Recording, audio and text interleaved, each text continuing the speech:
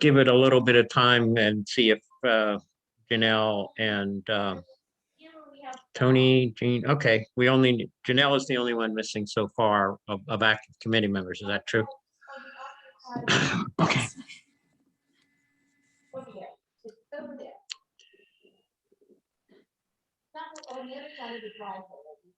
Okay, 6:02. My right side, and the fire was over on the left side. Yeah, but coming out, you have to share. I'm going to go ahead and make my statement if that's okay, so that everybody can. I've got it. Go ahead. Go ahead. For the attendees tonight, if you would like to make a comment, we ask that you please do so by raising your hand when they ask for comments. We are not going to answer any questions in the Q&A or the chat. If there are questions there, I will forward them to Michaela on Monday and she will respond accordingly. But we're not answering any questions or comments in the Q&A or the chat box. So if you want to make a comment on something, please raise your hand, be patient, and you'll each get your turn. When you raise your hand, you go to the top of the list, and then everybody below that, everybody that raises it after you goes below you. So just be patient and you will get your turn to talk. All right, Bill, I'm ready for you. Okay. Well, I'm going to go ahead and call the meeting to order, and hopefully Janelle will join us later. This meeting, I'm going to call the meeting to order, and this meeting is being held pursuant to and compliance with emergency ordinance number 20-816, an emergency ordinance to ensure continuity of government during the COVID-19 disaster. I'm going to call the roll of members. Jimmy?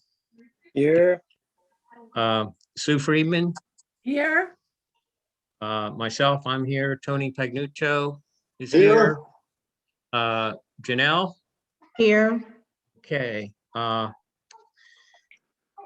persons that are responsible for receiving public comment are the Places 29 North Committee Advisory Committee. Yeah, chat is well. I think Carolyn went over that information. Let me see. Are we approving the agenda first? Yeah, we need to approve the agenda. Does anyone have any objections to the agenda as we have it? No objection. No objection. Okay, the agenda is approved. We're going to go right to the county executive's presentation on the budget. And is that Abby? At this time, I have to move. I think if I understood it correctly in the email I got, everybody has to be an attendee while Abby gives her presentation, or am I wrong, Abby? I don't believe you should have to do that. Okay, all right, perfect. I just wanted to make sure I didn't. You do need to have a motion to accept your agenda. So somebody has to make a motion and get it seconded and take a vote. Okay, I make a motion. Second? Second. Okay. Okay. All in favor? Aye. Okay, the agenda is approved. Abby, can we? Okay. Yeah, Okay. we're ready. I'm gonna share my screen and we'll get our video started. It's about 15 minutes. And there is no Q&A at the end, but there is some information on if you have any questions, where and how to reach out to.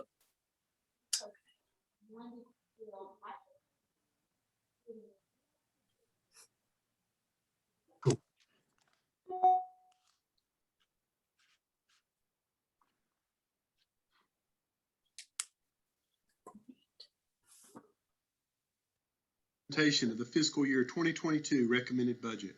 I'm Jeff Richardson, Albemarle County Executive, and I'll be walking you through our recommended budget today.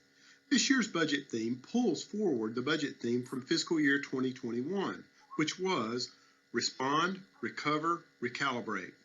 The fiscal year 21 budget was a budget in flux. We just didn't know a lot about what last April and May was about, and as well as the next 15 months. So therefore, we had to take a very cautious approach to build our budget using the best information that we had. We've added to that theme for fiscal year 22 the word resilient, because this recommended budget is designed to make strategic investments to transform our organization and our community, to make structural changes and alignments that ensure that we're focusing our resources in the right places. As always, our revenue recommendations are guided by our strategic plan, the initiatives which are shown here. The bottom bar that underpins the work of the strategic plan, quality government operations, that fuels our organizational capacity to advance the strategic priorities by investing in a quality workforce and managing our financial foundation in a way that sets us up for future success. Along with that, in 2020, we expanded the organization's core values. It now includes community. That means we expect diversity, equity, and inclusion to be integrated into how we live our mission. Our work ahead is to realize this value and develop tools and the training to empower our staff to integrate equity into all the work we do. I believe that thread begins to run through this budget. I believe this past year has demonstrated, maybe more than any other year, the critical role that broadband plays in our lives. It's almost like electricity and water. Earlier this year, the Board of Supervisors approved establishing a broadband affordability and access program using strategic reserve funding. For this coming year, we will continue to support that with additional staffing and ongoing money so that we can address our community needs. In addition, we will also work with our housing policy with investment. Because our housing policy continues to work toward final editing, we want to put one-time money, $600,000, into the Affordable Housing Fund to support the housing needs of our community. $1.7 million of our fund has already been previously committed to the Habitat for Humanity Southwood project. Also, there is $1.94 million that remains in the fund for other opportunities that will be identified later. Our board recently adopted a climate action plan. This coming recommended budget identifies one-time funding for project implementation. Also, the upcoming budget invest in transit. Our budget will support the regional transit vision work that will set a roadmap for the transit future. Our community continues to grow, and to keep up with these mandates and community priorities, it requires us to invest in our built environment. We've done that in fiscal year 21. We intend to do that going into fiscal year 22. We have been able to, in our capital budget, strategic investments to keep moving forward to ensure that we have the capacity and the equipment to maintain the community's quality of life. Based on the recommendations of our CIP Advisory Committee, this budget supports the construction of our courts project. We've also set aside funding for transportation leveraging, economic development, public-private partnerships. We will continue to invest in our schools. It's planned expansions at Crozet, Mountain View Elementary. Both of these will address system capacity constraints. We'll also continue to invest in our parks and trails, notably the opening of Biscuit Run Park. This budget also continues to invest in the registrar's office, early voting, for primary and election support. We experienced high volumes of customers over this past year, and this probably will continue. In addition, our comprehensive plan, which is the guiding document for one of our busiest policy areas, land use. Also, the state budget is currently supporting the full cost of 2 family preservation positions within social services at no cost in our FY22 budget. This budget also supports the needs of our regional partners, our nonprofits, the arts and cultural institutions, all of which meet so many of the human service needs in our community. And it also invests in our public safety function. North Garden Volunteer Fire Department is requesting career staff to support weekday daytime coverage. they are facing similar challenges that we faced a year ago in the Crozet community. This request would take 5 positions to support, as well as one-time funding to purchase a new ambulance. This budget has also recommended the addition of 1 additional staff person in our fire rescue training division to address capacity challenges due to increased personnel over the past several years. Within our police department, there has been a shift in how the school division will provide security, and this will create capacity for how our 5 officers spend their time. With a new investment by local government for the equivalent of about 2.5 officers, we will be gaining 5,000 hours of experienced patrol time that will be invested throughout Albemarle County. This will support our geo-policing work and better connect us with our community, and it will enhance our public safety profile. Last year, we originally had recommended implementation of $15 an hour across the board for full and part-time staff, as well as a 2% market adjustment for all county staff. All of this had to be deferred once the pandemic hit. I'm pleased that this year that we've been able to put this back into the FY22 recommended budget, with the implementation of $15 an hour, as well as the 2% market adjustment.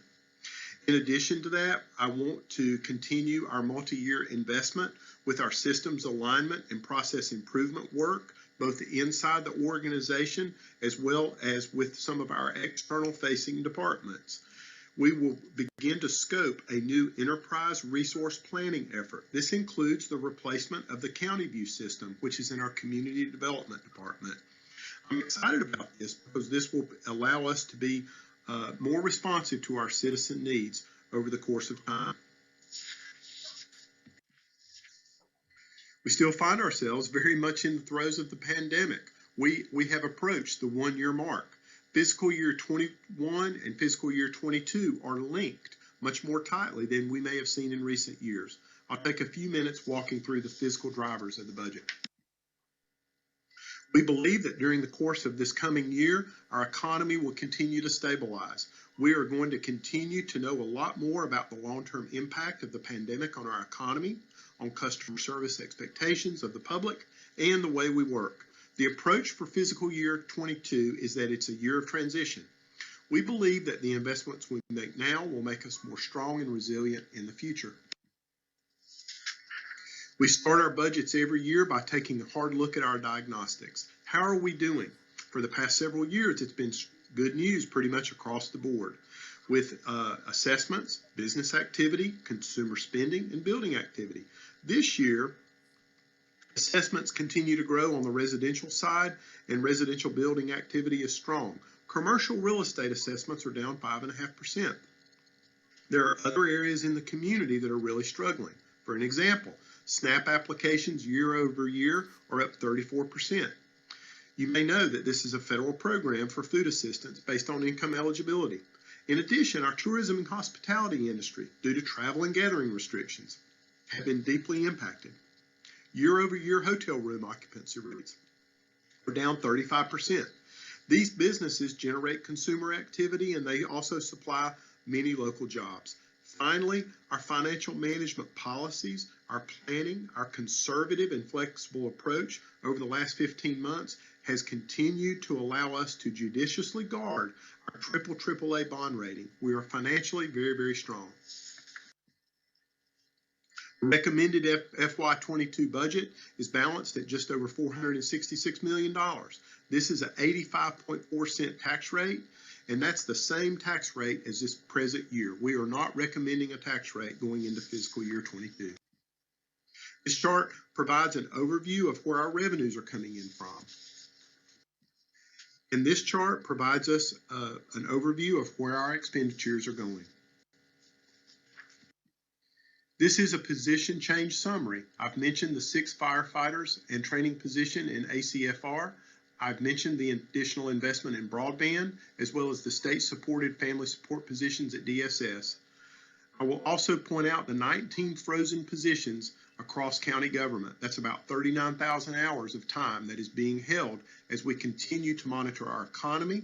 We continue to monitor our workloads, and this hopefully will better position us through fiscal year 22 to continue to make necessary adjustments. Here is the budget development timeline for this year, moving toward a final public hearing on April 28th, the adoption of the budget on May the 5th. All meeting information is posted on our website, and all meetings will be held virtually and in compliance with local and state ordinances. And finally, here is contact information. If you have questions, if you have comments that you would like to share, as always, we would love to hear from you. And I really want to take a minute to thank you so much for your time today. Thank you for participating in county government.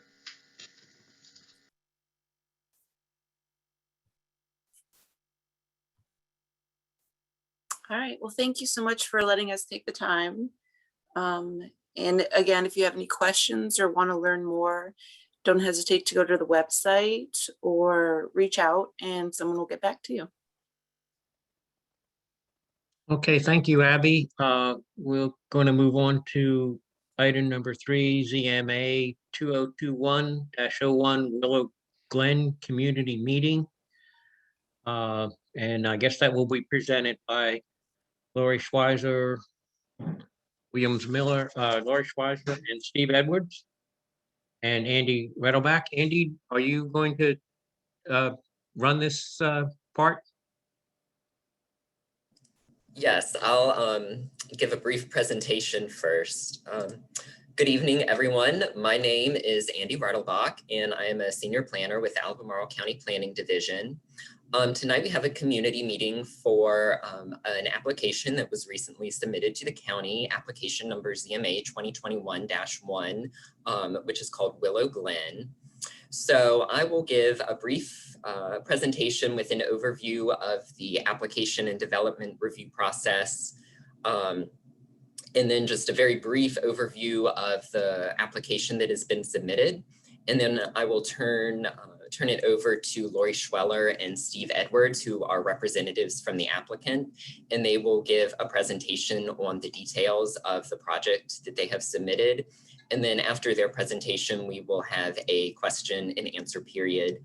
And as Carolyn mentioned at the beginning of the meeting, if you have any comments or questions after Ms. Schweller's presentation, you can raise your hand and we will make sure that everyone's questions are answered. So the reason we're here tonight is to have a community meeting, as I said, for this application that has been submitted. And the purpose of a community meeting is to share information about a proposed project, the development review process, and relevant policies and regulations, as well as to solicit public input, either comments or questions on the proposed project. And then a summary of this input is included in the staff report that is reviewed by the Planning Commission and the Board of Supervisors later in the review process, as those two bodies do hold public hearings for any types of applications like the one we have tonight. And community meetings are often held in conjunction with the regularly scheduled meetings of the Community Advisory Committee for the master plan area where the proposed project is located. So tonight, of course, we're at the Places29 North Community Advisory Committee meeting, and the proposed Willow Glen project is located within their jurisdiction. It's just to the east of the Charlottesville-Albemarle Airport on Dickerson Road. And this project is located within the Rio Magisterial District. And the Board of Supervisors member for that magisterial district is Ned Galloway, and the Planning Commission member for that district is Daniel Bailey. So how does development happen here in Albemarle County? This is a timeline of it, and right now we are on the far left side in the kind of olive green legislative review, a zoning map amendment. And this is a project where there's first staff review, and then it goes to the Planning Commission for their review, and the Planning Commission makes a recommendation to the Board of Supervisors, and then the Board of Supervisors makes the final decision to either approve or deny the application that has been submitted. And then this is a much more complicated timeline of how the review process works in Albemarle County. And both this slide and the diagram in the previous slide are available on the county website in the Community Development Department's webpage if you're interested in looking at them in more detail. So as I mentioned, this project requires legislative review, which requires approval by the Board of Supervisors, as the applicant is requesting to change the zoning district of their property. This process is called legislative review, as it requires, as I mentioned, as it requires approval by the board. But before it gets to the board and the planning commission, the application is reviewed by several agencies, including county staff, several departments in county staff, such as the engineering division, zoning, planning, Albemarle County Fire Rescue, as well as a few outside agencies such as VDOT, the Virginia Department of Transportation, the Albemarle County Service Authority, and the Rivanna Water and Sewer Authority. And then, as I mentioned, from there it goes to the Planning Commission. They review it during a public hearing, make a recommendation to the Board of Supervisors, and the Board of Supervisors considers the application at a second public hearing, and they make the final decision. So what is zoning and the comprehensive plan? First, zoning is an ordinance, it's the law that dictates what property owners can build on their property and where they can build it. It depends on what zone their property is in. And Albemarle County uses zoning to group land into different areas to protect the health, safety, and welfare of its residents. There are two main ways that the zoning ordinance groups development together. Use of buildings such as residential or commercial or institutional or industrial. And then size and shape of buildings. This regulates building height, square footage of buildings, how many stories a building is, how far the building is set back from the street, or how far it's set back from adjacent property lines. And as I mentioned, the zoning ordinance dictates what can be done by right today. A by right development just requires administrative approval, which is just staff review, and if their application meets all of the requirements of the zoning ordinance, it is approved.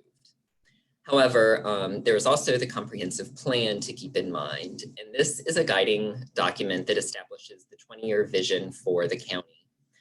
It includes overarching policies and recommendations, and incorporates master plans as they are adopted by the Board of Supervisors. These are policies, plans, and recommendations, and they have been developed with extensive engagement from community members. Each development area has a master plan and contains future land use recommendations for every property. And as I mentioned earlier, we are in the Places29 master plan area and in the north sub-district of that master plan. And sometimes the current zoning, which is the by right allowance for a property, and the future land use designation don't line up. And so in this case, sometimes an applicant will submit a rezoning application like the one that we have before us this evening. And these are two maps showing zoning designations on the left and future land use designations on the right. And both of these maps are also available on the county website if you'd like to take a closer look at them. So a zoning map amendment specifically is an application to change a property's zoning or a rezoning. And this application is reviewed for consistency with the area's future land use designation as identified in the comprehensive plan and the master plans. It's also reviewed for consistency with state and local standards and regulations, and with the guidelines of the Architectural Review Board if the property is located in an entrance corridor. So that's a brief overview of the process. And now for the project that we have before us this evening, ZMA 2021-1 Willow Glen. The applicant has submitted this application with a request to rezone 3 parcels of land by amending the application plan of a previously approved rezoning, which was ZMA 2006-19. As I mentioned, these 3 parcels of land are located in the Rio Magisterial District, and as you can see on in the figure to the right, they're along Dickerson Road, directly to the east of the airport. The properties are to the west of the Deerwood subdivision, and then Town Center Boulevard is the road that you can see in the bottom of the screen, and then the Target Shopping Center, Target and Harris Teeter in the far bottom right of the screen. The 3 parcels that are under consideration are 19.27 acres in size approximately, and the applicant is requesting to rezone the property to allow a maximum of 324 multifamily residential units on the property. So the existing zoning, which is the by right zoning, as I mentioned earlier, is planned residential development, which allows a maximum of 35 units, dwelling units per acre with limited commercial uses in accordance with ZMA 2006-19, which is the current zoning of the property. And because this is a planned development, it has an application plan that was approved with that 2006 ZMA that identifies the layout in the residential density of the property. And so the applicant has come in with a proposed rezoning. They are planning to keep the zoning district of planned residential development. However, they want to amend that application plan, which depicts the conceptual layout of the site and the density of the site, as I mentioned, to allow for 324 multifamily residential units. And the future land use designation for this property is identified in the community of Hollymead subdistrict of the Places 29 master plan is for urban density residential.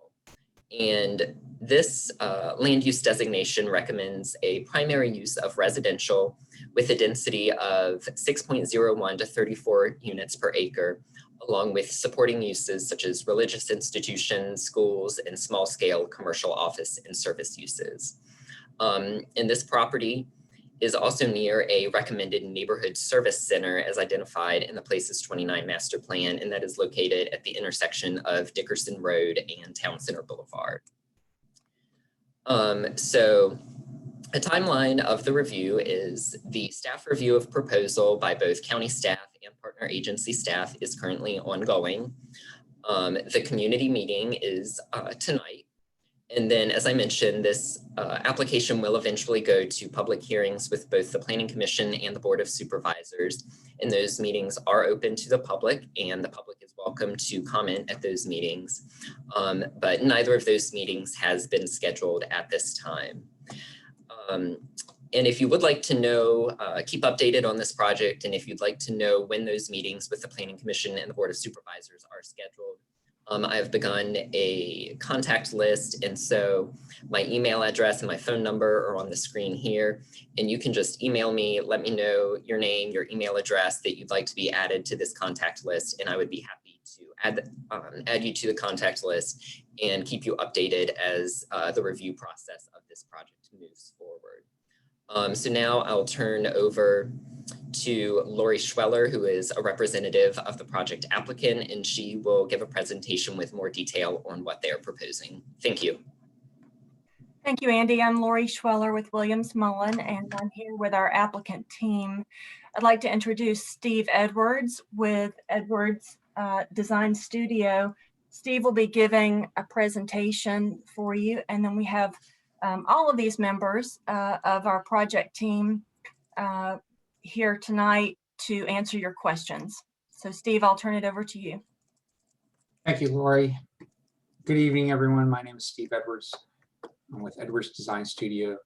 With us tonight, our team is comprised of George Ray as part of the Dickerson Ridge LLC and his partner, Suzanne Jessup Brooks. And then we have our land use attorneys, Williams Mullins, Valerie Long, and Lori with us, and our purchasers representing the Breeden Company, Brian Revere and Ken Owen.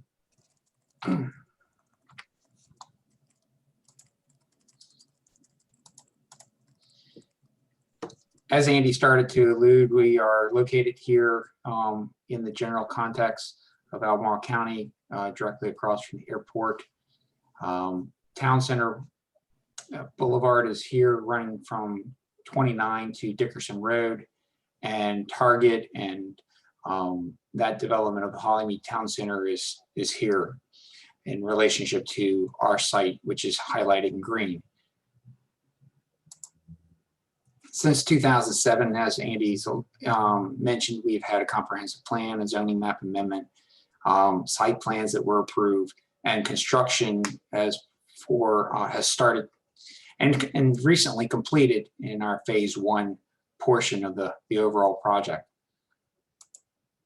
To date, we have spent over $500,000 in cash proffers have given 6 affordable units in phase 1 for the county's benefit. And nearly $10,000 have been paid to Service Authority for analyzing the sewer capacity in this general area.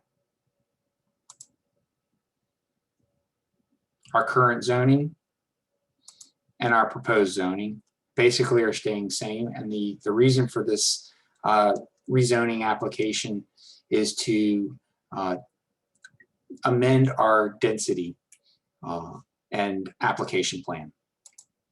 In 2007, our approved application plan resembled this: 234 units and 9.88 dwelling units per acre over the 19.27 acres of the site. We're proposing a new program that would change the residue portion, or phase 2 of our site, to look like this, which changes the housing type, essentially moving away from single family homes and townhouses to an apartment style community. The application plan would look like this, where of the 19.27 acres, we have in green the open space. Our building envelopes, or the buildings themselves as blocks or individuals, are represented in the gold. And right now, our starting amenity spaces, our primary amenity spaces, are highlighted in the green. This illustration basically talks about, again, the breakdown of how the project has evolved and the types of units, the numbers of units that we had originally versus where we're going now, and how that affects our density and overall number counts. In phase 1, which is just recently completed, there are 36 single family homes and townhouses there that are accessible off of Town Center Drive.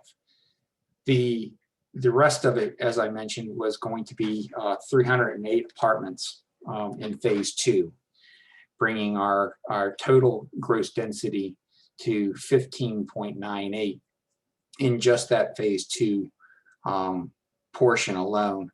And when combined, it brings us up to 344 units and a 14.53 density, which is underneath the maximum allowable Places29 recommendation of 34 dwelling units per acre. Our proposed changes are also to not only change the density and the type of units, but to eliminate a connection that was previously proposed to connect phase 1 and 2 together through the use of a via road connection. And this would allow us to reduce certain environmental impacts to the streams that are on the property, eliminate potential cut-through traffic through the neighborhood when we have adequate circulation routes very nearby and adjacent to the property that could serve the community as they've been doing. And it preserves the natural landscape and expands our open space from what we had originally proposed to what we are doing today with this proposed plan. Again, just an illustration to show how the distinction between phase 1 and phase 2 would be. And then here are some of the current illustrations of the investments that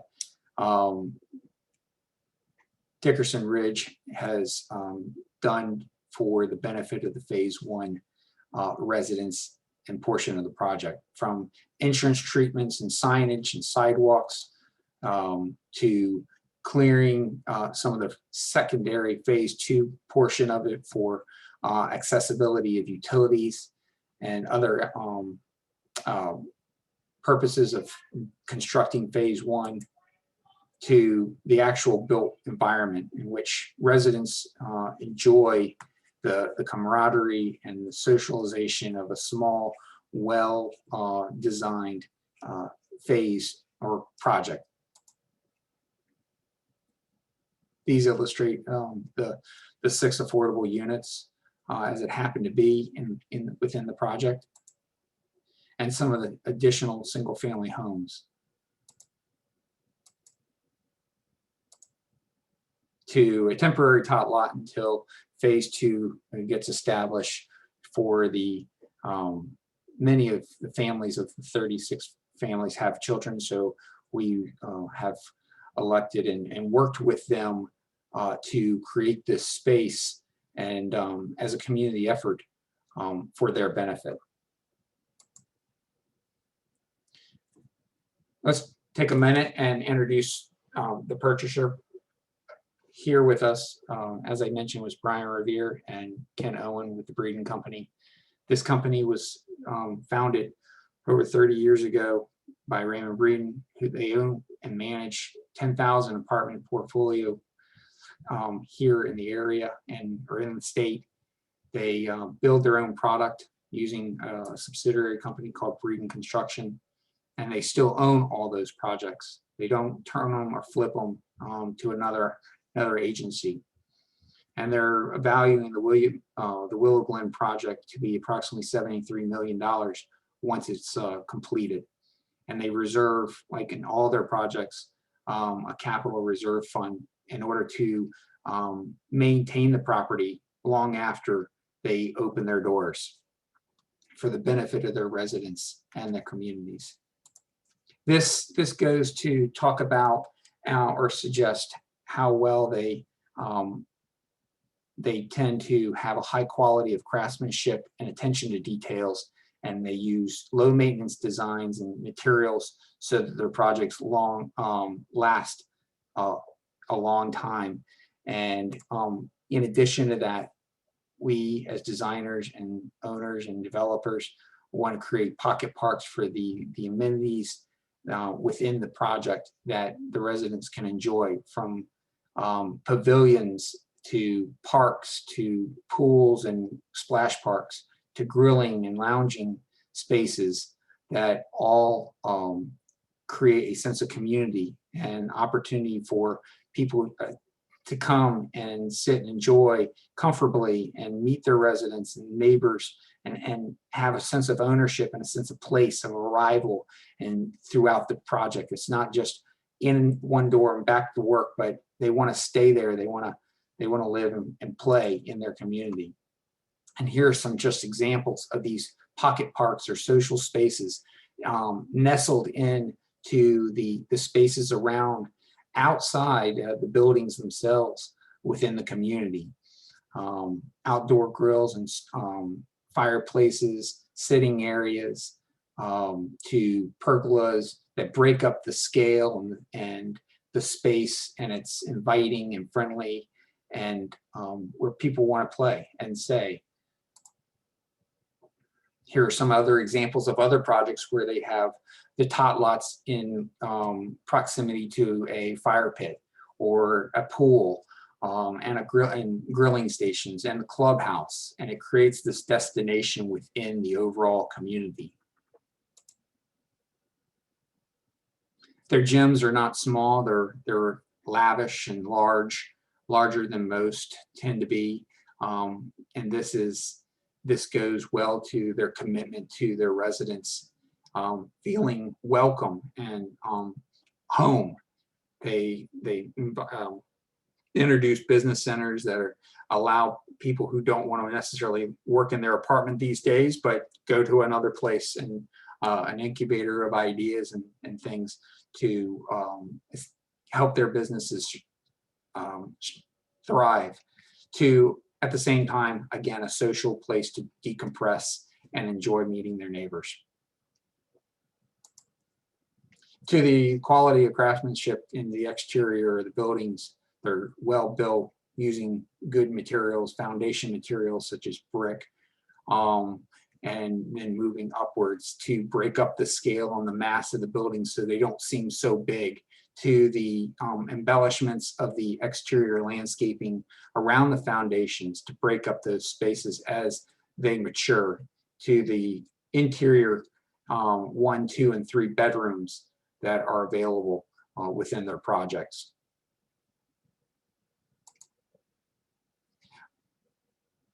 sidewalks offer these opportunities for kids to play and neighbors to meet, whether they're sitting on a front porch or a side porch, or sitting as they can introduce and catch up with their friends and neighbors as they walk by, going to one of those other special pocket parks, perhaps.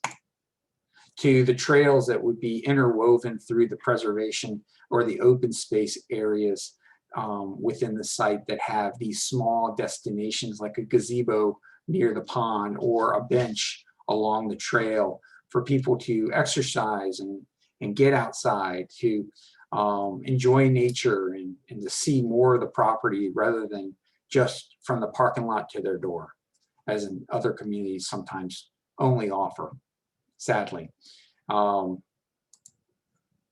Here, this is the proposed sidewalk and connectivity throughout the project as we've got it right now. You can see highlighted are the sidewalks that allow people to get through the project. It connects phase 1 through the trail system around the pond and up into the space along the preservation area and closer to some of these other amenity areas. To the amenities as they're scattered throughout the project. Starting at the entrance, the Welcome Center is the clubhouse. That's where the business centers are and the meeting spaces and the staff who Breeden Company employs a full-time staff along with maintenance staff to be available to their residents 24/7 in the community to welcome them and take care of their needs. To the dog parks, because everyone these days seem to have dogs and animals that need to have, they're just as much of a resident as the people themselves. So these they have these opportunities and places for them to congregate and release pent-up energy through a dog park or pet spa options that allow the residents to take care of them just as well. Leading off and past the clubhouse, we have a tot lot or a pocket park here, potential to the fitness center, which overflows out into the community pool for their residents, to additional pocket parks like this that could be a quad, a small gathering space, a grilling space, a fire pit. We're not saying which elements are programmed in each of these spaces yet, but those are the options available, potentials for these smaller spaces for people to go and along the trail to recreate as well, or bike through and take off over to the Hollymead Town Center area. We have around the pond, we have observation platforms that they can look across and enjoy that view, to being perhaps the gazebo down at the water where they can fish, or kids can, watch a frog, or just enjoy that component of the larger community and not just use it as a stormwater pond, which it would be used for, but for more than just that. Finding ways to make just typical engineered things more beautiful and approachable and enjoyable and functional. Steve, we're getting near the end of our presentation. Just about so done. could you wrap up so we can get to the Q&A period? Certainly. So the open space provided here, overall, our minimum requirement is 25%. We're providing 39% with just about 7.5 acres as highlighted in green. Overall, the total is 37 when you count in for phase 1 as well. And that's where I was going to leave you, Andy. Thank you very much for the opportunity. Hopefully we can answer your questions now.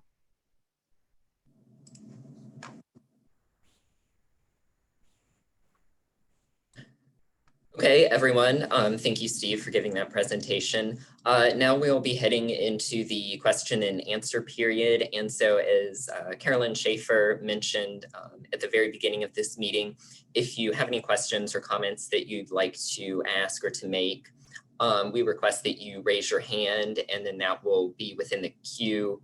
And we'll start going down that queue and directing questions to either myself, if you have questions about the county review process, or to Steve Edwards or Lori Schweller if you have questions more about the project and the details of the project.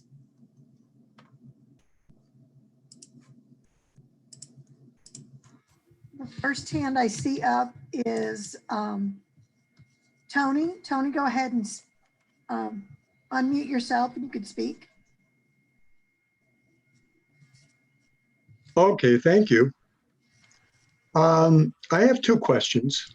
One, how many of these apartments would be classified as or available as affordable?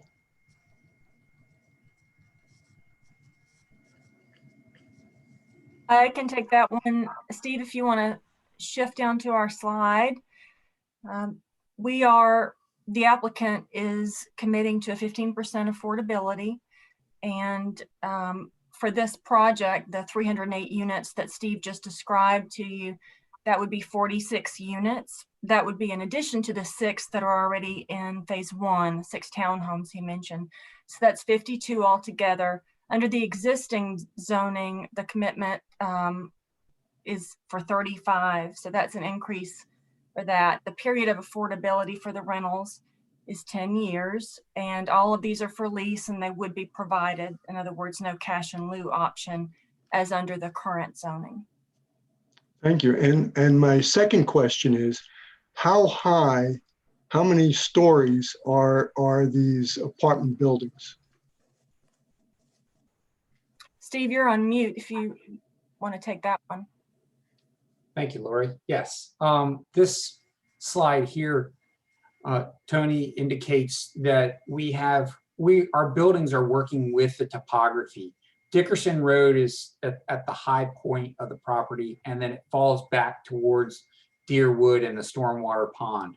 So of our 12 buildings, the ones in yellow are stepping down. They have 3 stories in the front and 4 stories in the rear, and the rear is highlighted by the red dot. So, and everything else, 12, 4, 5, and 10 are all on slabs. So they're just 3 stories straight out of the ground with no lower level. Okay, thank you very much. You're welcome. Okay, next we have Christine Cornwell. Christine, unmute yourself and you're ready to speak. Hi, thank you so much. So I'm a Willow Glen current phase 1 resident, and my question would be, for one, I guess at this juncture, this has not been approved by any of the school boards or, as far as zoning for children, because at this point, our schools already out in this area are overrun. We really are struggling. I know that they're already talking about redistricting in general, and adding that many additional residents to this area will further burden the schools. So has that been discussed at this point? I can take that. So no, none of the county boards or commissions have reviewed this project yet. It is still early in the review process, and county staff reviews it first. But as a part of county staff's review of the project, we do analyze school capacity and enrollment numbers based on the latest numbers provided by the school system. And we do provide that information to the Planning Commission and to the Board of Supervisors at their public hearings, so that the commission and the board do understand what the existing school enrollment numbers are and how many additional students this development may generate, and the board and the Planning Commission can make their decision knowing those numbers. And Andy, if I could just jump in, that question, we did provide an analysis based on the school's official student calculator. Based on that number, In comparison to the existing zoning, there would be 11 additional students compared to the existing approved zoning. But since that time, there have been a lot of changes in the school system to address capacity. So that's good news, but I just wanted to provide that piece of information.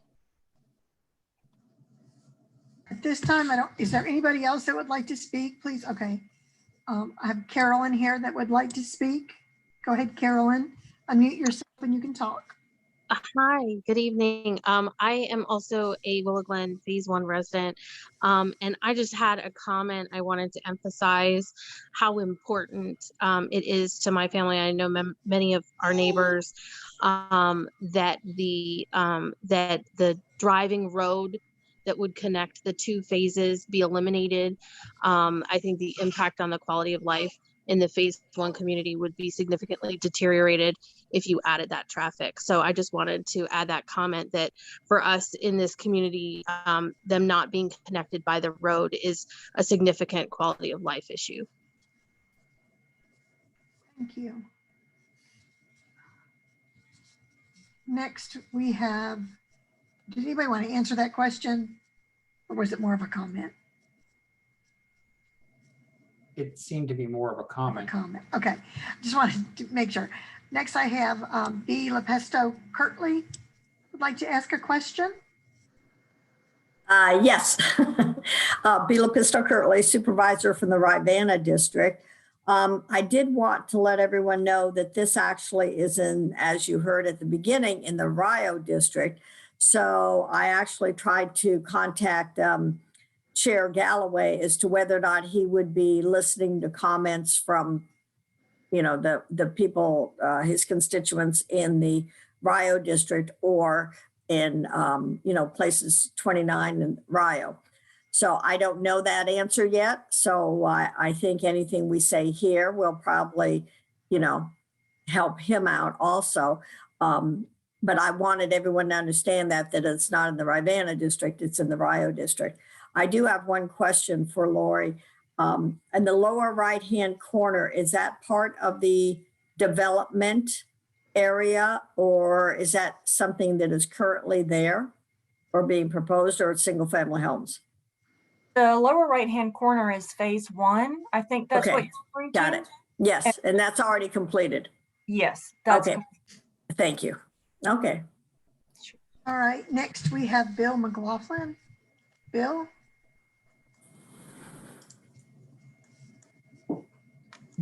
You need to unmute yourself. Okay. All right. I had a question about the bridge and the bicycle trail connecting Phase 1 to Phase 2. Is that the trail that's currently runs, connects to Templehoff Court? Yeah, yes, Bill. Okay. We have currently, I had a picture of it. This is the connection at the end of Templehoff that goes over to the tot lot that is located right now in the Phase 2 area. I don't think that's the picture of, that's the trails. Oh, okay, yeah, that on the left-hand side, that's the bridge. Yeah. Yeah, I went over there today, and the slopes leading down to that bridge and up from that bridge from Phase 1 is quite steep, and I don't really think presents a very practical access between these two phases in terms of the people in the Phase 1 being able to use the amenities in Phase 2. It's more like a mountain bike trail than a, so I was wondering if there was any plans to change the grade or anything to that effect on that trail, or possibly as an alternative, a bike trail, from Town Center Drive into this development. Just from a standpoint of families getting from one end to the other, it doesn't seem very safe or practical. Yeah, if you're referring to, make sure I'm on, yes. if you're referring to the bridge that is down here at the end of Shannon Glen, that slope is too steep to be accessed currently. That's why the trail and the picture I shared is over here, which is less steep, and that allows you to circumvene around and across the creek that's there, and then back up to the phase 2 in a more gentler, comfortable access route. Okay.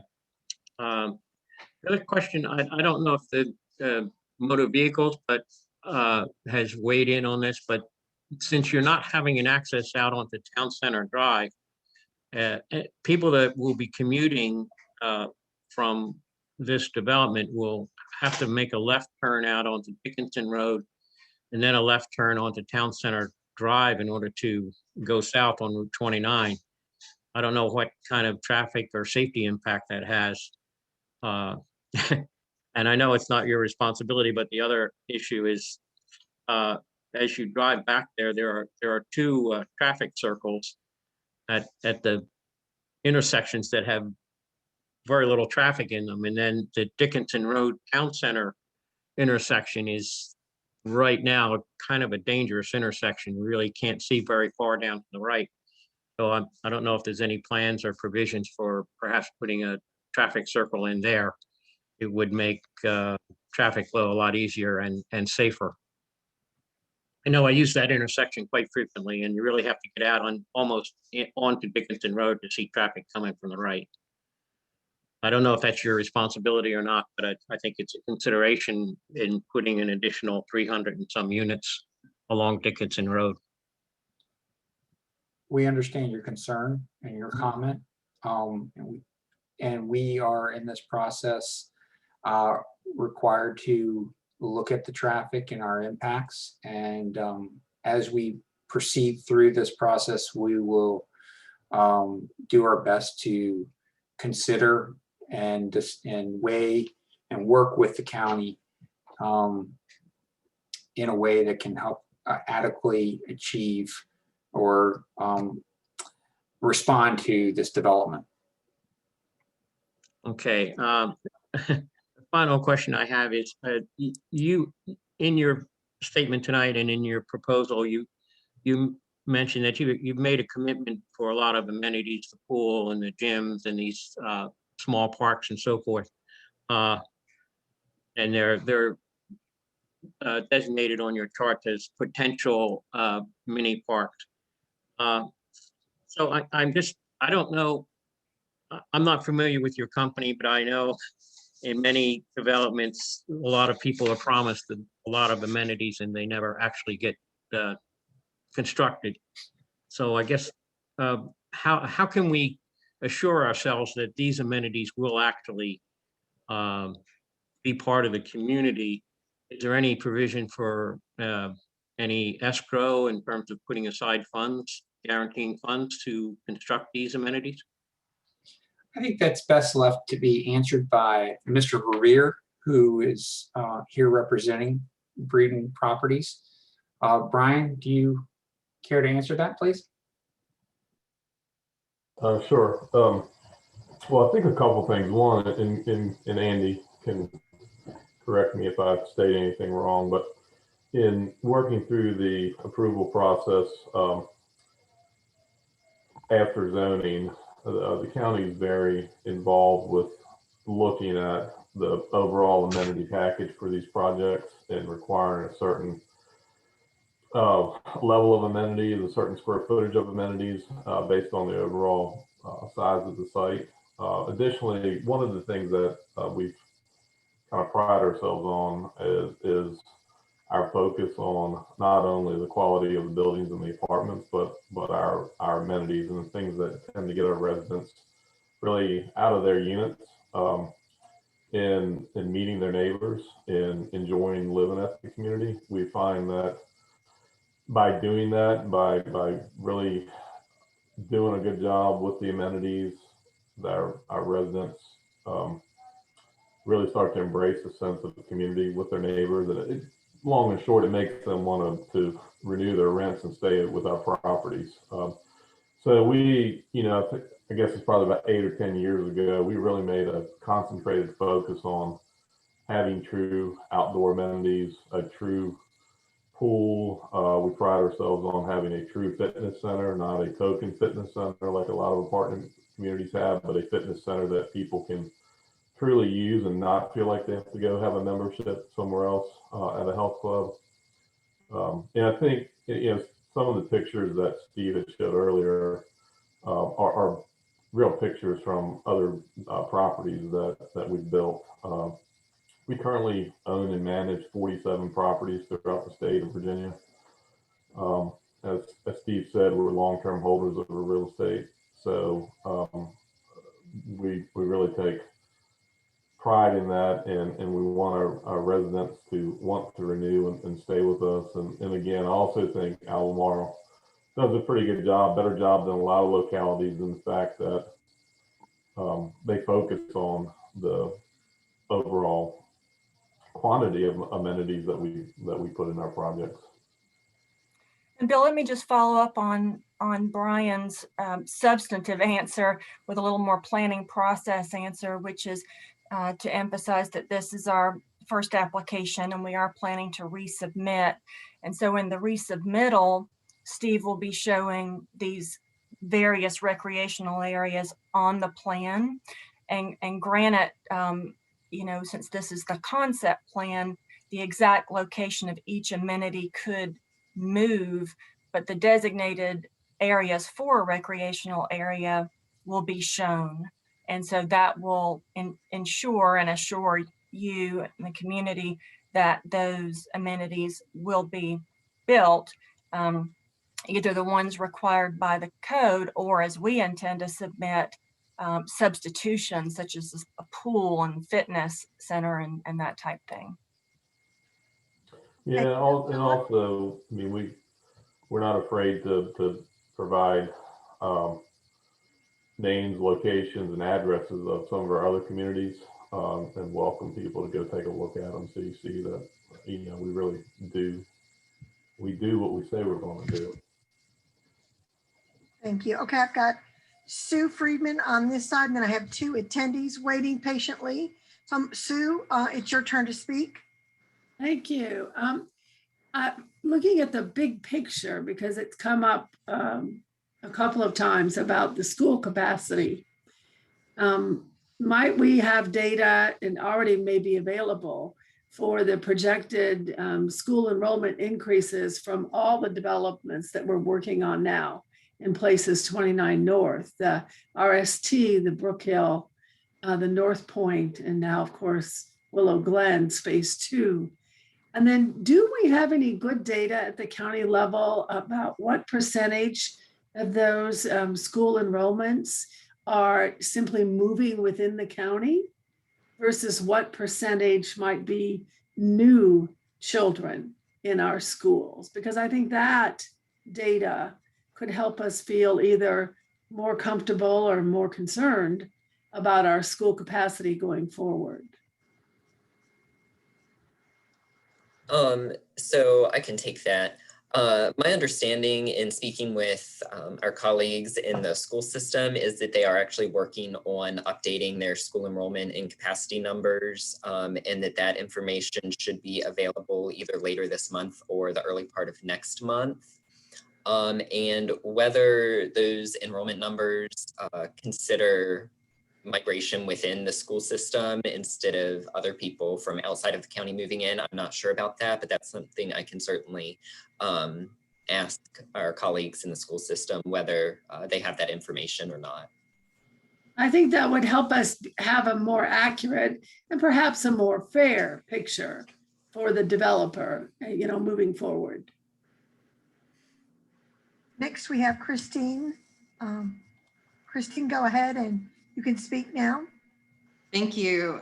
So my second question has to do with the current zoning here in 29 North. And, looking around, when I bought into this community, we were sold on the onus that Phase 2 would be built. There would be green spaces, which, as you look at that picture, there's not a lot of green space there. I know that we did put the tot lot in, and there may be amenities that as a resident we can use, but I think as far as infrastructure goes, I'm now concerned, being at this part of the county, that not only do we have apartment buildings that are being considered for that property, but there are apartment buildings being built on the Berkmar extension. In addition, I understand that the property across from Willow Glen Phase 1 is a trailer park that's been sold that is being also considered for apartment homes. There are apartment homes being built on 29 North, less than, I'd say, 1.5 miles from here. And that's a lot of apartment homes. I thought that as a county, we were, interested in building affordable homes for people. And I realize some people do appreciate apartment living, but, affordable housing to me and for families is usually an actual freestanding home. And so I think that's where I'm concerned, that there are so many apartments being considered here, again, with the current infrastructure, the traffic, and the aesthetic. It's really disappointing to hear that we want to put another 12 apartment homes when we already have plenty. And who are these people that are going to be living there? I think, we are still building some of these apartment homes right now. But I don't see them all full. So, who's going to live there? Are they going to sit there empty? Do we really need that many apartment homes here at 29 North, where we could be, building nicer, affordable homes for our residents? So that was my question. Why apartments? I'll take a quick answer to that, if you don't mind. I think the reason why we see so many apartments being developed is Albemarle County is actually underdeveloped in apartments. According to the most recent housing studies, we really have very few for the area that we have and the population that we have.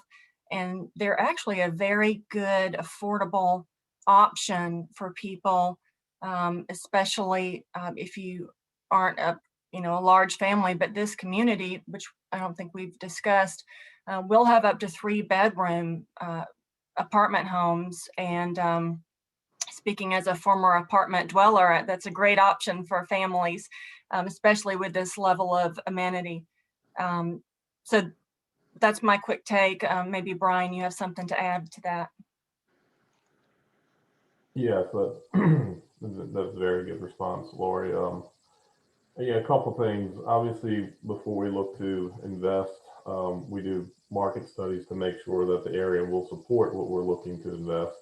As Steve pointed out earlier, this would represent about a $73 million investment for our company, so we don't take that lightly. We do research, and the market study for this area indicates the vacancy rate to be about 2.5% or less, which is outstanding, meaning that of the units being built, the average apartment community has a vacancy of less than 2.5% of the units, which, for an apartment developer, we consider stabilization at 93%. So if there's a vacancy rate of 2.5% or less, that's a strong market driver for an area. I believe the study also said that roughly 50% of the county occupants could support apartment communities. So the market data, as Lori pointed out, indicates that this area is very well underserved by apartments, and we just think it's a good location. We do not, as well as you do not, want us to build an apartment community that sits vacant. I think something else that's important to point out is, because we're long-term holders of real estate, we're constantly making sure that we're maintaining the property and reserving capital. So we get 10, 12 years down the road, and there are things that we need to renovate or restore and improve. We're going to do it. We hire professional landscape maintenance companies that make sure the grounds are maintained at all times. We have a on-site staff, as Steve pointed out, both leasing and maintenance staff, to take care of the community. So it'll, again, just like my comment with the amenities, encourage people to go look at existing properties that we own and the level that we maintain it at. We want to be good neighbors. Okay, I have 3 more speakers on the attendee side, and after that, we're going to wrap it up. We'll put Andy's email address back up in case anybody has a question that we didn't get time to take tonight. They can email him directly. Next, I have Aaron, Stephen, and Trina. Next is Aaron. Aaron, please unmute and start talking. Good evening, everyone. I appreciate you taking, can you hear me all? Yes. Great, thank you. So I appreciate you taking the time to hear what I have to say. This is not going to necessarily be a question, but more of a comment. So I myself am a resident of Willow Glen and have been here for over 7 years now. I just wanted to make a statement that we all had purchased in this neighborhood expecting for it to be more of a neighborhood such as Forest Lakes or Old Trail. And we have all come to realize that that may not necessarily be the case going forward. But I do want to, at the very least, express that we did not expect to purchase into a neighborhood where it would have a connector road going towards a apartment level style complex. We all have a lot of children in this neighborhood, and we're very concerned about the amount of traffic that could potentially lead from our neighborhood to an apartment style complex. And so at the very least, I would like for the board to consider that as a major concern. Thank you. Next, we have Stephen. Hi, everybody. Yeah, I'm a long-term resident of Willow Glen and had actually bought the first house in the community. I have 2 quick questions. The first one is, when we had bought in, expecting there would be a phase 2 that would connect through, there's a large electrical light pole in front of our house in our front yard. And we were told that, you know, there would be a bridge put in and the electrical would be buried, or it would run under the bridge and connect and be underground. So I wanted to make sure that you guys were aware that we're still expecting that to be part of the plan, because that's, you know, in our front yard. And I did want you guys to have a look at that, if you could please. I'm not sure what the electrical plan is for phase 2, but if the plan is any way to have the electrical buried, you know, for snow events or whatnot, then I would definitely like that to be taken care of. And I do have a second question, but if you guys had any comments.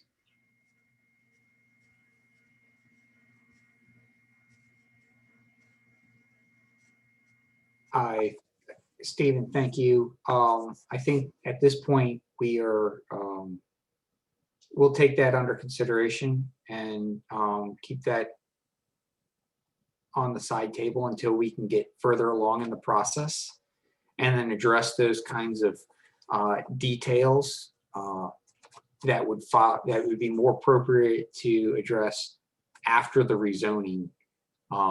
That's more of a site plan related item.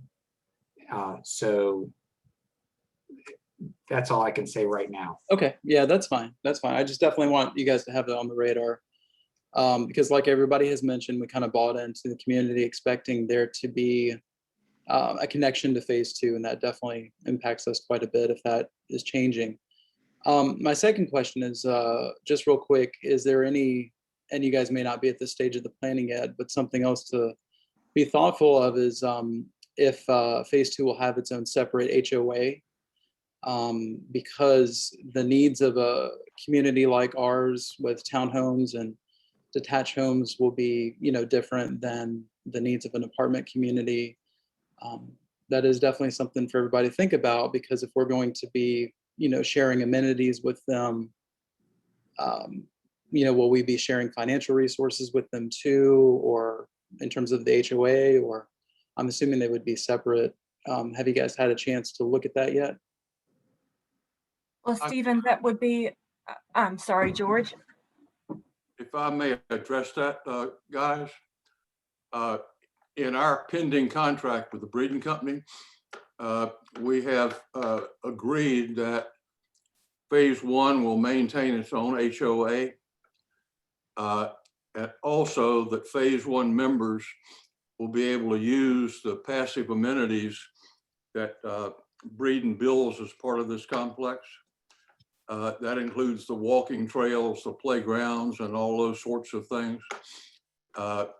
It does not include, and those are being made available to phase one residents at no additional cost. The apartment complex will have its own management, which is a part of the Breeden company.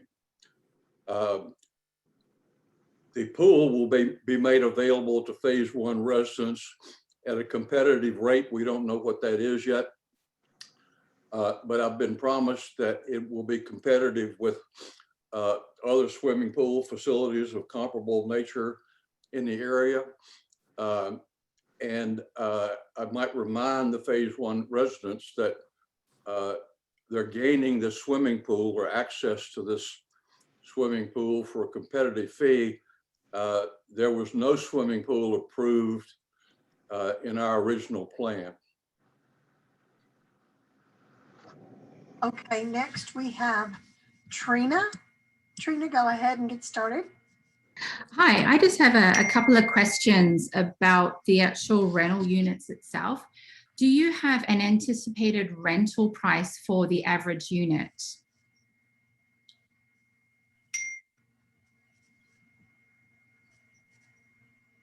Thanks, Trina. I believe that I've got a couple of other questions as well that relate to it, but that was just one of them. Did you want to go ahead or did you want a response? Sure, I'll go ahead with the other ones. So looking at the site plan, how many car parks are allocated per unit?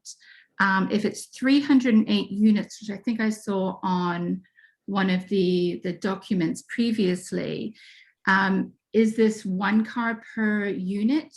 And what is the plan for any excess vehicles, as some families have 2 vehicles? And then thirdly, will there be any connected bus service on the Route 29 shuttle?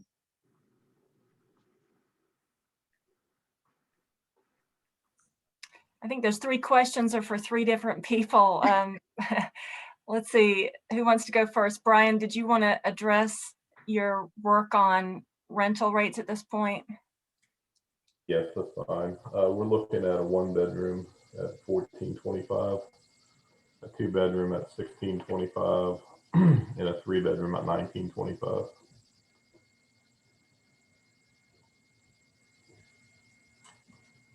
Steve, you want to, I mean, I can answer the parking, or you want to jump in and answer that? Steve, do you want to show your slide as well? Yes, let's see. So in addition to the surface parking, we have the program, the architecture accommodates certain buildings. These highlighted have garages within them that account for the requirements set forth by the county, and how they and those parking spaces or the requirement minimums are determined differently. 1 bedroom is a certain number of spaces, 2 bedrooms and 3 bedrooms are another. And then in addition to that, sometimes owners and developers have a separate requirement that they find useful and benefit to their residents. So as far as the car parks go, that number 11, 4, building 6 and 8 will have those number of garage units, which are going to be tied to specific units themselves inside the building that may or may not have a premium cost added to the rental, the base rental. But that's something Breeden can speak to about how they've dealt with that in other projects. And then as far as the bus service goes, we haven't had an opportunity to discuss that. As far as to my knowledge, currently there is no bus service up here in this area or extends up into this area yet. But there's opportunities in the vicinity that could accommodate for a bus stop. We just haven't analyzed that or been asked to analyze that or as of yet.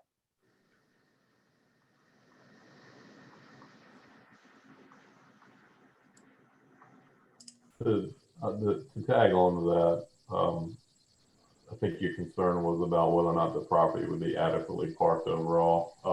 We study that. We obviously look at what the county requirements are, but we also look at what the demographics and our the data portfolio provides to us, and we found that over the years, if we provide one parking space per bedroom for the ones and twos, and then at least 2 spaces for the 3 bedrooms, then we're adequately parked. And Steve, correct me if I'm wrong, but I think we're about 577 plus or minus spaces on this deal.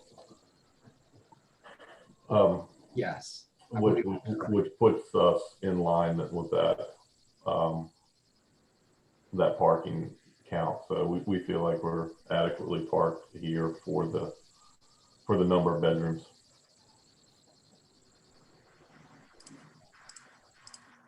Thank you. I think Andy's going to wrap it up now. We'd like to show his slide with his contact information.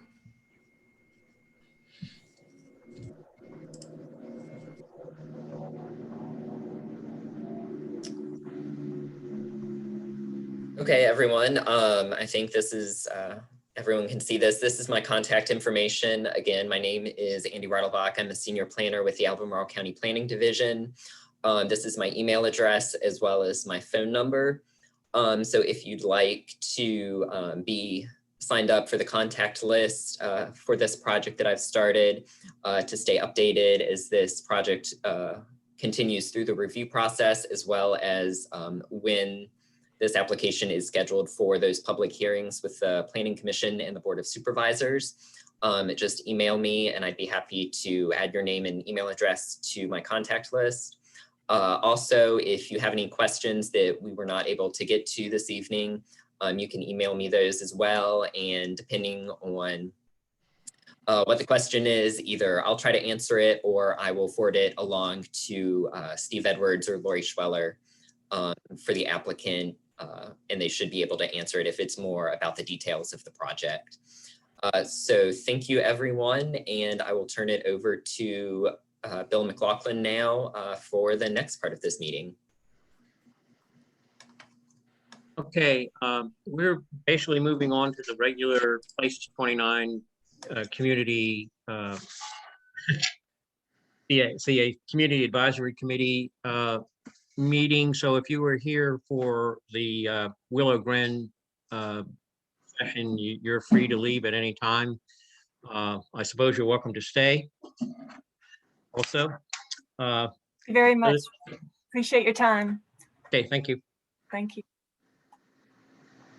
All right, the next item is the adoption of the meeting minutes from February. I know everybody's got a copy of them before. Does anyone have any comments on the minutes? Okay, can I get a motion to approve from someone? Motion. That was Tony? Yep. Yeah. Tony, second. Janelle, second it. Janelle, okay. All in favor? Raise your hand, say aye. Okay. Okay, the minutes are approved. Okay, what do we got next?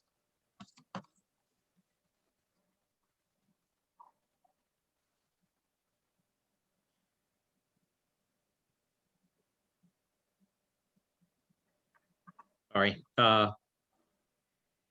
Okay, I'm going to turn it over to Michaela for, I felt like we should try and elect permanent officers. So Michaela, do you want to conduct that? Sure, I just wanted to check in, noting that it was close to 7:30 to see if you all Yeah. want to do the know. elections this evening. I'll defer to the group, but I just did want to check in on that. I'm happy to do so. I think we can do it. Okay. I'll share my screen really quick in case it's helpful to visually see the positions that are for the CAC. There's a chair that Bill has been acting as the chair for this meeting. And so he's modeled that role in terms of running the meeting and coordinating with the staff person, myself, for meeting agendas, a vice chair to support the chair when they're not available to preside over a meeting, and then a secretary who shall take minutes. And these meetings are recorded by video, so the minutes really are action minutes, high level, do not have to be detailed in nature, just as a point of reference if you're interested in that. And Carolyn will help go through the voting procedures. She's really the expert, she's great at that. And as a quick recap, we'll open for nominations, and nominations don't require a second. We'll go through each position doing this. Close nominations requires a motion, a second, and a vote. And then elections are done by voice vote. Since we're in a virtual environment, voice vote's important because you can't visually see hands being raised. So Carolyn, if there's anything you want to add there, feel free. No, but I'll just open it up for someone to nominate. I'd start for the chair, and someone can nominate someone. And if there's nobody else, then we close it, and then we have a motion to accept it. Well, the person has to accept. I'll give you an example. I nominate Michaela to be the chair. Somebody would say, Michaela, do you want to be the chair? If Michaela says yes, then we'll close. Nobody else wants to. And then somebody will make a nomination that we want to nominate Michaela for the chair. It has to have a second, and then we vote. Does that help you as far as making your nominations and kind of the verbiage you need to use? Quick question. Could we see if anyone's interested in holding a position?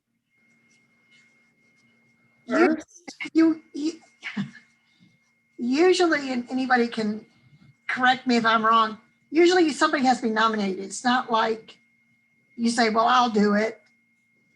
If anybody wants to help me with this, I'm not sure how formal it is in the CACs. Okay. There has to be a nomination. I nominate Bill. Tony. I would be willing to accept it. The nomination. Any other nominations? Okay, if there are no other nominations, then Bill can accept the nomination. Is there a second to close the nominations? So moved. All in favor? Aye. Opposed? So moved. Okay, Bill, you got it. Next. I would like to nominate Janelle Cockrell for vice chair.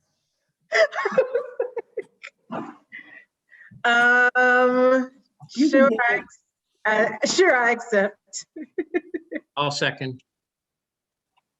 You're seconding to close the nominations. I take it nobody else? Okay. Nominations, all in favor of closing the nominations? Aye. Aye. Opposed? Janelle, you got it. Next. Yeah.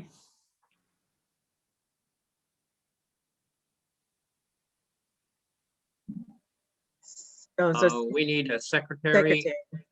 I've been taking notes tonight, but I know we have two other people that are interested in being on the committee, and I don't know. It would be good if we got somebody to volunteer to to take notes and be the secretary. As Michaela said, it's only a high level, like action notes, since the meeting is recorded. It's not critical. I've probably, in the past couple meetings, I've probably overkilled it a little bit. So it shouldn't be that difficult if someone is willing to take it on. Yeah, action minutes are actually very easy. You just say what you voted on and how, that you voted, you agreed to this, and that's it. It's only when you take an action. It's not everything in the world you discuss. And Michaela probably has examples of action minutes that she could actually send out. I am a note taker by nature, so I would be happy to volunteer if nobody else wants that opportunity. I nominate Sue. Any other nominations? Who votes to second the for closing the nominations? Second. Okay, all in favor of Sue being secretary? Aye. Aye. Opposed, so moved. Okay, great. So we're done with elections, and the next item is CAC member and liaison updates. B, do you have anything for us? Not at this late hour, no. I just thought it was important to say that the project, the input was really good. The project is in the Rio district. I don't know what's going to, happen there. There are some things, there was no way for me to have to raise my hand, because I could have answered the transit question, and I could have answered also regarding affordable housing, because people don't understand that a developer cannot do affordable housing without more density, and especially to get a lower affordable housing, you have to have density. But otherwise, I don't have anything right now. Thank you. And congratulations to our chair, vice chair, and secretary. Yes. Yes. It's Corey. Do you have anything for us? I don't know if Corey's here or not. I see his picture, but I think he's changing diapers. oh, okay. We don't want any comments on that. I'll get back to him. I did want to bring up, I've mentioned this to Michaela. I asked the publisher of the Forest Lakes newsletter magazine if they would be interested in a short article about the Places 29 activities. And they were very much interested. They wanted it to, their actual deadline, the real deadline is the 15th. So I'd be happy to submit something to them. Just very briefly about what we're doing. Probably the first one would be some explanation of, the role of the committee, and hopefully that might get us a few more members. I'm not sure. I know the magazine that we see in Forest Lakes and Hollymead is the Forest Lakes magazine. I think they may have other publications that are distributed locally. So I just wanted to give everyone a heads up if anybody has any objections to me submitting an article, just let me know.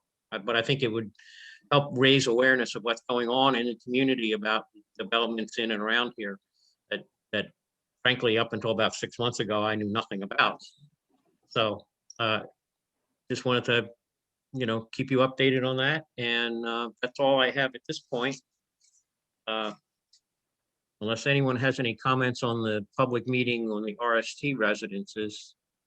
So I did have a question about that. So they presented for us, and I know everybody keeps talking about it'll go to the board of supervisors, but are we then, since they presented to us first, are we supposed to be giving a recommendation now that we've heard everything? Or is it just for, our meeting was just to allow them to get questions from the public?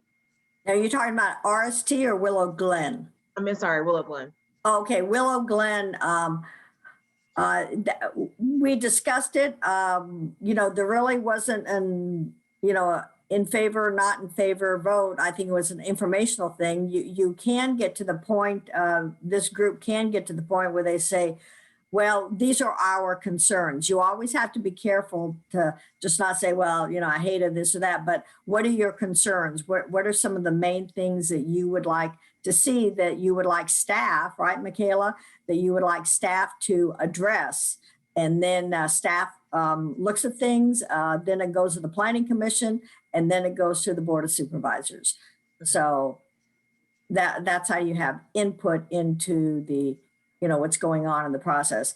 And I do want to say, just a segue a little bit, Bill McLaughlin came up with a series of questions that staff answered. If you haven't read it, it's really very good because it gives you an idea. They were very good questions and good explanations of what we can do and what we can't do. And I can. You're Oh, I'm muted, sorry. Bill. Yeah, to be clear, these were questions and comments on the housing plan. Right. Okay. Correct. I think it would be maybe appropriate to discuss how we feel about the Willow Glen development at the next meeting, since we've heard all the information, and then maybe we can come to a consensus and weigh in on that. Can I add a little bit to Bill in terms of process? So the community meeting is an item that's held at the CAC. So the people that attended received letters because they were adjacent property owners. And so I think it's helpful to think about the CAC meeting as hosting this community meeting.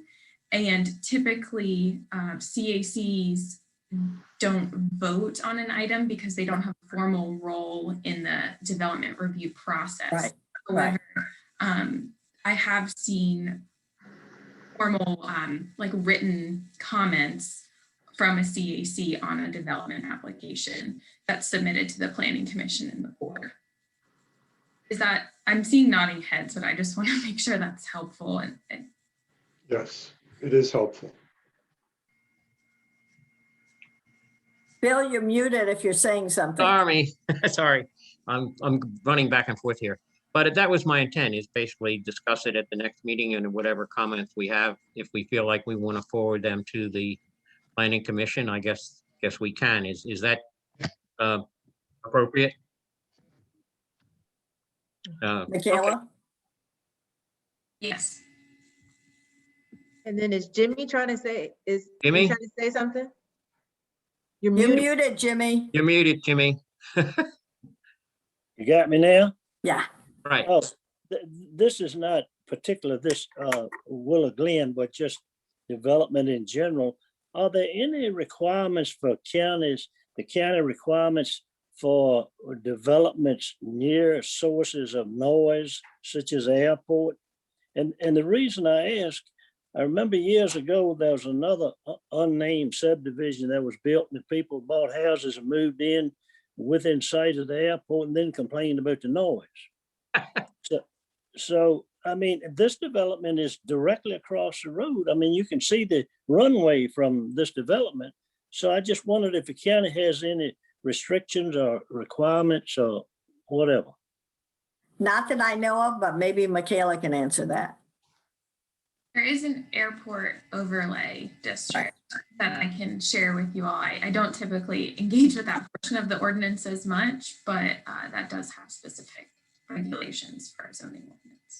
I think, Jimmy, I remember that when they extended the runway, there was a development right there on the Earlysville side that had a lot of concern about the enhanced noise. But that was because of the extended runway. Yeah. Yeah.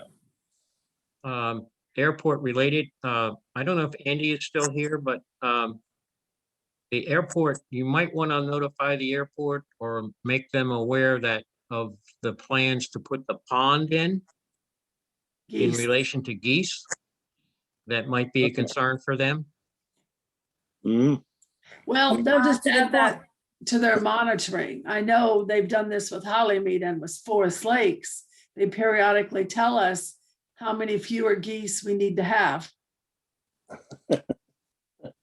Serious, that pond is very close to the airport. That's actually a very good point, Bill. Okay, it is 7:41. And I would like to adjourn the meeting unless there are any objections. Okay. Congratulations again to the new chair and vice chair. Well, And thank you. And to the secretary. Secretary. And the secretary. Thank you very much, Sue and Janelle for stepping up. I appreciate it. Not a Okay. problem. Okay, I'm good going to night. leave. Meeting's adjourned. Thank you, night. Michaela, for conducting Good the meeting night. again. Thank you. Good job.